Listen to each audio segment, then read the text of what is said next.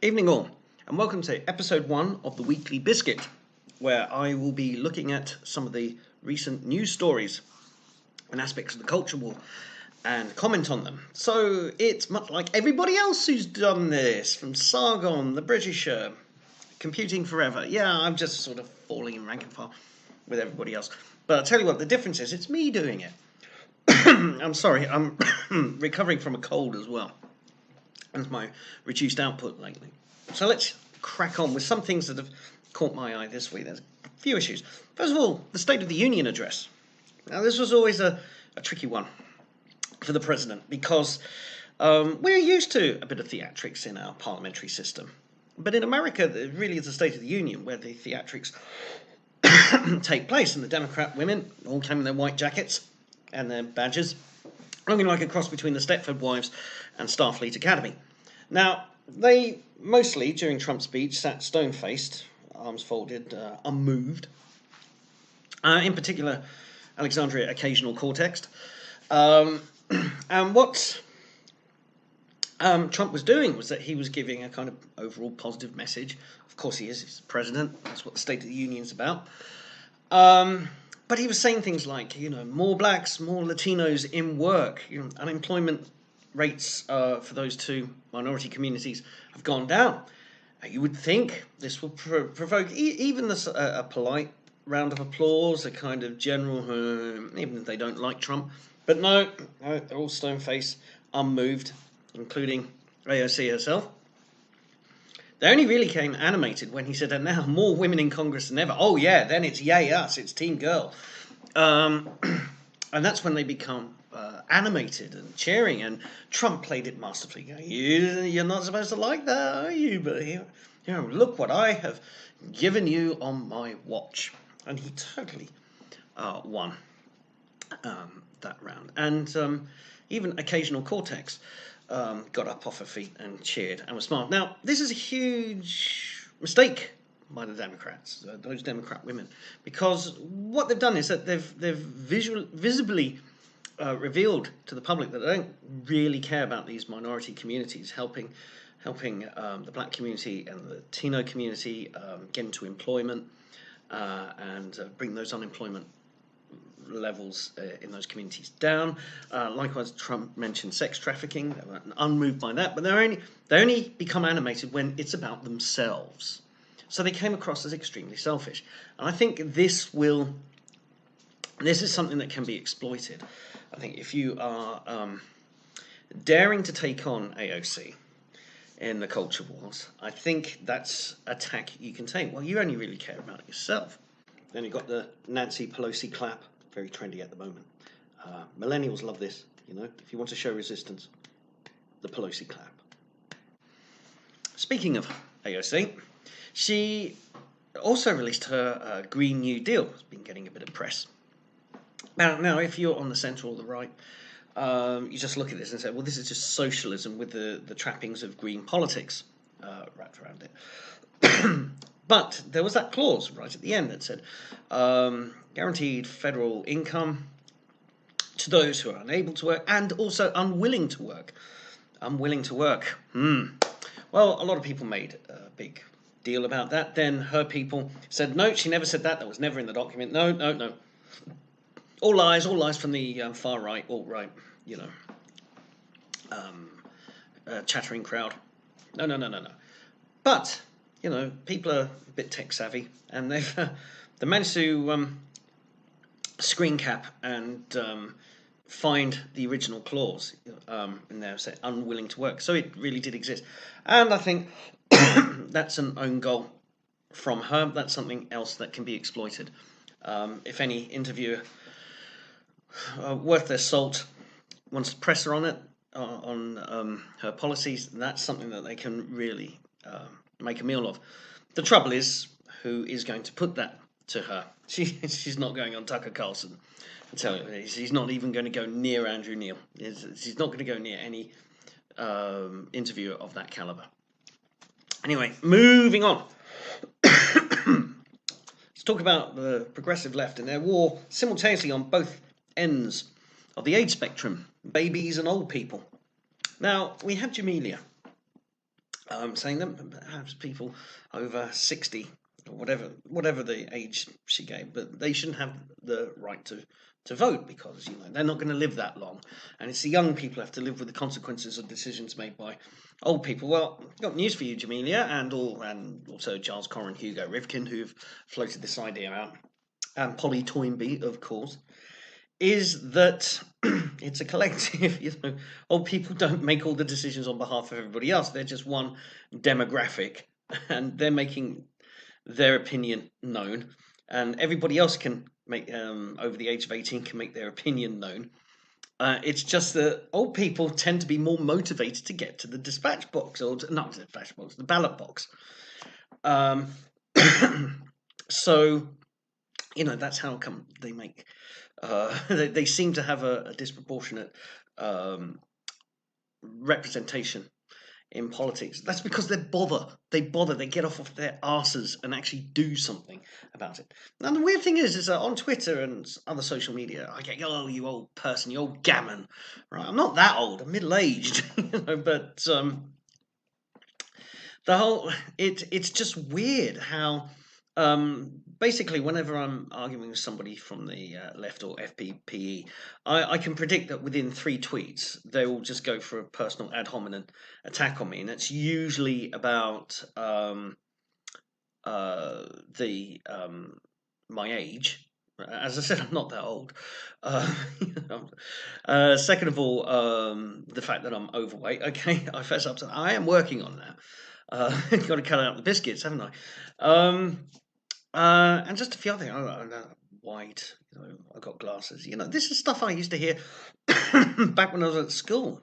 I've got to show you the infantilism of people on the progressive left. But here's the thing: they also really don't like babies as well. The progressive left, because we're seeing in America these kind of interpretations of the abortion law. And now I think states like New York and California say that you can just terminate a baby's life right up to the point of birth, perhaps even a little bit beyond after they're born. Mother could change their mind. I don't want to raise this kid anymore. Right, terminate it. This has shocked a lot of people now. I know there's been debate. We've had debates for decades over the right to life versus a woman's right to choose what goes on in her body. But we've kind of agreed that somewhere after it's known that a woman is going to be pregnant and going to give birth, and before the birth, that you could have an abortion. And people have argued what limit, 20 weeks, a little bit longer, a little bit shorter. There's always been that wriggle room, but nobody ever really made a strong case for abortion right up to the point of birth, and even a little bit after. But now this is how the Democrats are playing it, and it's people are rightly outraged by that, because at the end of the day, when people the thing about sex and pregnancy is that no amount of contraception is 100% foolproof. And what the progressive left have done is they're trying to strip away all concept of responsibility and understanding consequences out of it. They're not very good at understanding consequences, the progressive left, on a whole range of issues, but this is one in particular. It's the fact that they're encouraging people just to have this instant guilt-free sex on demand. It's this kind of weird 60s vision of what the 21st century would be like, a kind of Logan's Run thing of just, let's have sex, in the words of Logan. And then not thinking what's going to happen afterwards, and then treating an unwanted pregnancy not with due reverence and consideration, and thinking responsibly, and understanding the consequences, and then making decisions based off that with due gravitas. It's all about knock it on the head. It's irrelevant. It's not alive. They call it fetal tissue. The fetus is now fetal tissue. The left's language of trying to dehumanize. Now, I remember that moment when my first child was gestating. and we had the first scan on my wife's tummy, and I just saw my son Adam. He's just great, but the first time I ever saw him was on that scanner, and he was there, and he was dancing. His arms and legs were going like that. He's still like that today. I mean, he's da, da, da, da, da, da. But he's that's life. There is life there. That wasn't fetal tissue. That was a fetus, a growing baby inside my wife's tummy. Okay, and you can't dehumanize that. So if that child is going to be aborted, you've got to treat that with all gravitas and reverence, and not like Michelle Wolf making a song and dance and saying, "You gotta knock the thing on the head to really kill it." No, it's a life, and if you're going to terminate that, just for goodness sake, understand what you're doing, and think. I mean, just really think of the consequences, and maybe even before you get to that stage, right? Ladies and gentlemen, when you're at that party, you're at a bar, or you're at a pub, and you're chatting up someone, it's going well. Just think. When it gets to the stage of the when and where, just think. Am I prepared if something goes wrong? If the contraception all fails, have I thought this through? Have that thought in your mind before it actually happens. Maybe you'll have a more responsible attitude towards sex and procreation. Moving on. Yes, let's talk about a very strange woman, Dr. Victoria Batemen. Now, she is a Cambridge academic, and she has this propensity for taking her clothes off as a form of protest.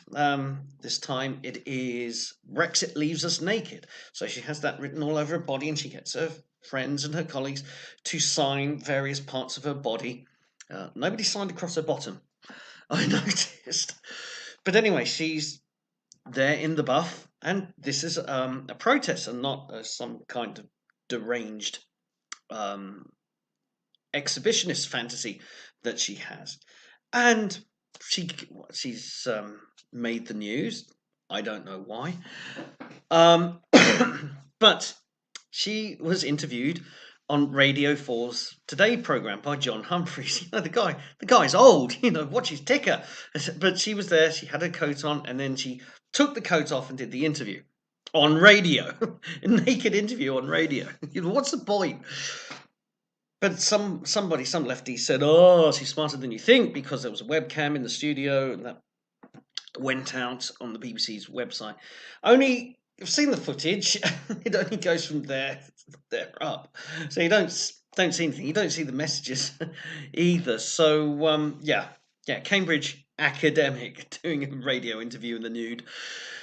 But the thing is, the impression I got with Dr. Bateman is that I don't think it's just about Brexit that makes it get a kiss off. It could have been any issue.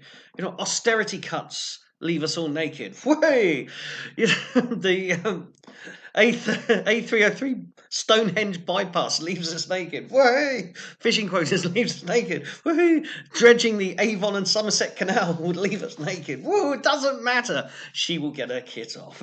She just strikes me as that type of person. Now, I did a little bit of research. I wanted to know, what college she was at and what courses she was teaching, and whether she's done this kind of thing before. Yeah, she has. But if you put in the Google search for her name, the autoselect, it guesses that the first line is Dr. Victoria Batemen, and the second line is Dr. Victoria Batemen Images. I don't recommend you click on that at all. As David Niven once said at the Academy Awards when a streaker ran across the stage, it's so good that somebody is brave enough to reveal their shortcomings.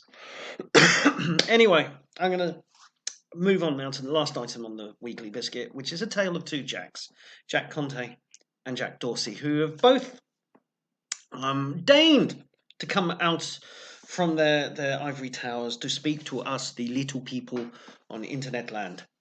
Now, they handled in Conte's case, it wasn't an interview, it was a kind of thing he was doing, giving a bit of a talk to Patreon members. But they handled their appearance on camera very differently. For Conte, he was kind of all over the place emotionally. He's almost abandoned everything he said on the Rubin report last year, and is now in the fight against hate and the fight against bigotry, and he's not apologizing for that. So he's gone the way of Tim Cook over at Apple, and it's now the fight good and evil on the internet, and he's declaring himself on the side of the angels. Now, the weird thing about Conte is his body language. Now, I've done over the years, picked up a lot of reading body language skills, and also reading people's faces as they're speaking, and just doing sort of character assessments based off that. I mean, I did that. I picked that up a lot from my previous career, where you go into meetings and you have to read the body language and the facial cues from people that you're trying to make deals with. So and in every case, everybody who's turned out to be untrustworthy or dishonest had very similar facial cues. So I learned to read that.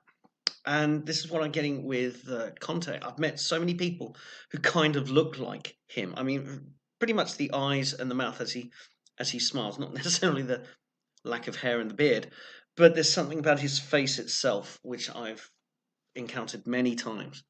So the first thing about Conte is that his gaze is all over the place, like this. You know, he never lets his gaze settle anywhere for any particular time as he's discussing things.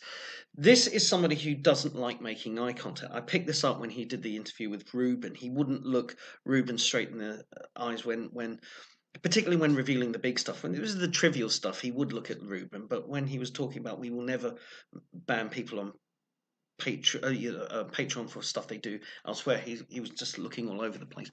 He was doing that a lot in his appearances on camera with his colleagues, and he also has a thing where he when he explains things, he kind of keeps doing this smile, and that's a smile I recognise from people who are being extremely disingenuous. So not making eye contact with people or in conversation is a dishonest tell. And it's also a protective thing that you're not being entirely truthful, but you just don't want to. If you make eye contact, then you're giving the game up, as it were. So they have to keep their gaze shifting around. And the disingenuous smile is almost like he's trying to convince himself that what he's saying is true when people can guess that it's not. So he has a very dishonest manner about him. Now, Dorsey, on the other hand, his interview with Joe Rogan, which Joe Rogan came in for a lot of stick because he wasn't tough enough on Dorsey. So many people are angry at Jack Dorsey because of all the censorship on Twitter and the particularly censorship that is targeted mainly at conservatives, libertarians, even the centre. People in the centre right just get targeted for bans and censorship on Twitter. Everybody knows this. But Dorsey has this weird presence about him, this Zen-like quality, which was only enhanced by his recent trip out to, was it Myanmar? It was a repressive dictatorship in southeast of Asia, but which has a lot of Buddhist temples. Now, I noticed this in that kind of notorious photograph that emerged from the congressional hearings where Jack Dorsey was giving evidence in front of, I think it was a Senate committee. It could have been a House of Representatives committee, but I'm sure it was a Senate committee. But there's that photograph of Jack Dorsey and Alex Jones just slightly behind him, and Jones is doing his "Oh, you're a snake man" kind of look, and Dorsey is just absolutely zen-like, calm, as if Alex Jones is nothing more than a little mosquito buzzing around in the background, which you can just faintly hear. And this is the quality that Dorsey has. Whenever I saw him in front of those hearings, and I saw him in front of Dorsey, nothing, not Dorsey, when he was sitting in front of Joe Rogan, nothing gets to him. He exerts this weird aura. And it seems new to people because people were asking, senators were asking him, and they were just asking all the wrong kind of questions, making themselves look completely tech unsavvy. And he just bashes, well, there's no censorship. No, I'm not talking conservative. Yes, we have a liberal bent, but no, we're not banning anybody for their political opinions. And he did the same on Rogan. He just it was almost like the force gives me power over weak minds. Not that I'm saying Rogan is particularly a weak mind, but something went wrong in Rogan. Rogan's conversational style let him down on this one. I suspect if Dorsey had been sitting in front of Dave Rubin, it was Rubin interviewing him, it might have been very different because I think Rubin's bullshit detectors work harder than Rogan's. Rogan used to be a conspiracy theorist. He's moved away from that now. But I still see vestiges in his interviewing techniques where he hasn't quite shot himself of the conspiracy theorist thing. So he's more credulous than Rubin is, and Dorsey just played Rogan like a fiddle, and people were annoyed at Rogan. And Rogan did a video where he apologized that he was too soft on Jack Dorsey, that he didn't ask incisive questions, and that he wants to hear from people. He wants to hear stories of censorships and bans. It seems weird that Rogan says he wasn't aware of a lot of bans. He just heard it, but he hadn't looked into a lot of it. I was very surprised when Rogan said that. I would have thought Rogan would be right on it, seeing that he's had a lot of people who have been banned from Twitter on his show. Tim Pool subsequently had to come in and kind of explain what was going on to Rogan. But that's Jack Dorsey. He just seems Teflon coated. He just seems like he's tuned out 95% of the world. And that we're nothing more than a collection of mosquitoes and flies just buzzing around inside of a jar. And he's got the lid firmly on the jar. So it'd be interesting to see if Dorsey will go back on Rogan and if Rogan will interrogate him a bit harder. I suspect that follow-up interview will never happen. I'm going to state my claim and say, yep, Jack Dorsey's never going back on Rogan, no matter what he said. He's going to find a way out. He's going to be Mr. Zen and Mr. Calm. And we've all, our little struggles with Jack Dorsey and his Twitter empire will just have to continue for another day. And on that note, I'm going to say that takes the biscuit. I'm on another one.